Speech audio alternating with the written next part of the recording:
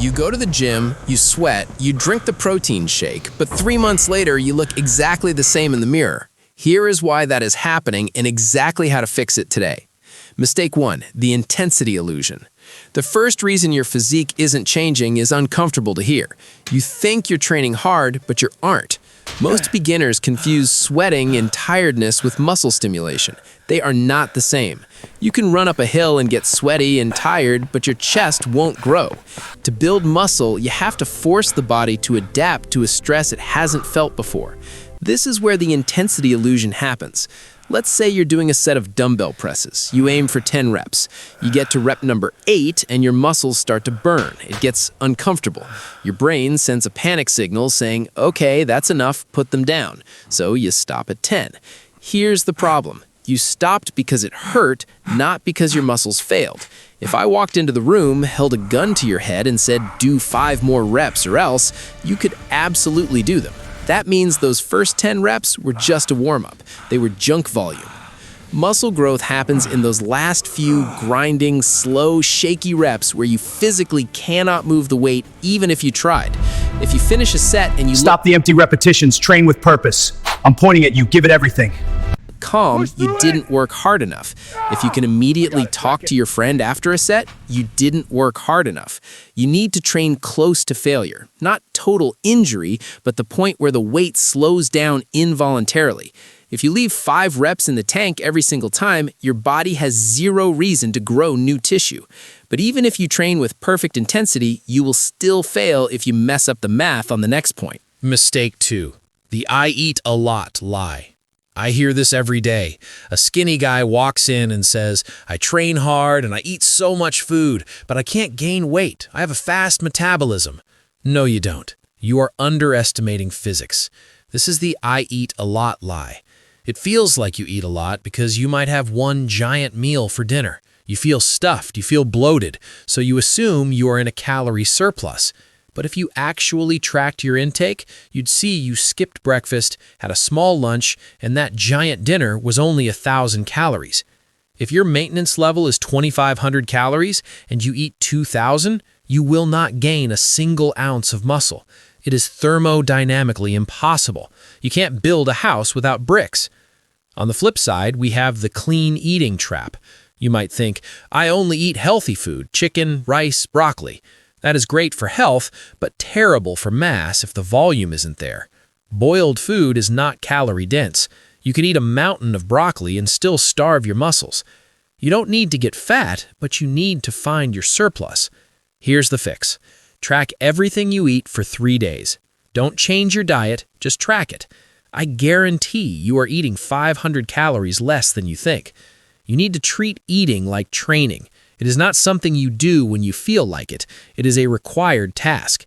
If it's 9 p.m. and you're 500 calories short, you don't go to bed, you go to the kitchen. However, shoving food down your throat is useless if you're sending that energy to the wrong places because your form is garbage. Mistake 3, moving a weight versus tension. There is a massive difference between moving a weight from A to B and putting tension on a muscle. Your body's smart. It is designed to be efficient. It wants to do the work using the least amount of energy possible. If you try to curl a heavy barbell, your body will naturally try to swing your hips, engage your lower back, and use momentum to get the bar up. You moved the weight, congratulations, but your biceps didn't do the work. Your lower back did. Beginners are obsessed with the number on the dumbbell. They think if I grab the 20-kilogram weight, I will have 20-kilogram muscles. No, if you grab the 20-kilogram weight and swing it like a pendulum, your muscles are feeling maybe 5 kilograms of tension. Drop the ego, cut the weight in half, control the negative. That is the lowering part of the movement. If you let the weight crash down, you are deleting half the growth potential of the exercise. Take 2 to 3 seconds to lower the weight. Feel the muscle stretch. Pause at the bottom, then explode up. If you cannot pause the weight at any point in the movement, you are not controlling it, it is controlling you. But let's say your form is perfect and your diet is perfect. Why are you still stuck? Because you are getting bored too easily. Mistake 4, program hopping. Social media has ruined your ability to stick to a plan. You see a new optimal workout every time you scroll your phone.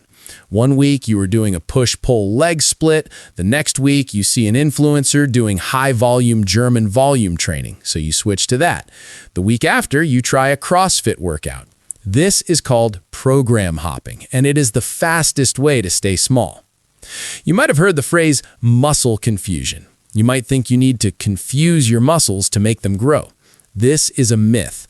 The only thing currently confused is your progress. Muscles respond to one thing: progressive overload. This means doing a little bit more than you did last time. If you bench press 50 kilograms for 10 reps this week, you need to try for 52 kilograms or 11 reps next week.